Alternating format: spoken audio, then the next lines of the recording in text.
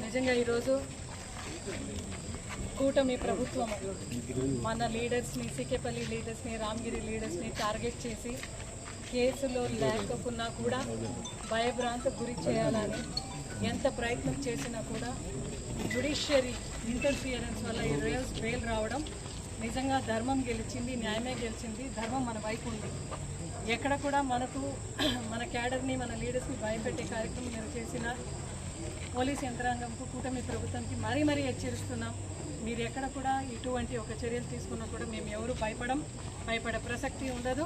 ఇంకా కసితో పనిచేసి జగన్మోహన్ రెడ్డి గారిని ముఖ్యమంత్రి చేసుకునే వరకు మేము అహర్నిశంగా పనిచేస్తామని మీడియా ద్వారా ఇంకొకసారి కూటమి ప్రభుత్వానికి, చంద్రబాబు నాయుడు గారికి, అదేవిధంగా పోలీస్ యంత్రాంగానికి గట్టిగా తెలియజేసుకుంటున్నాం.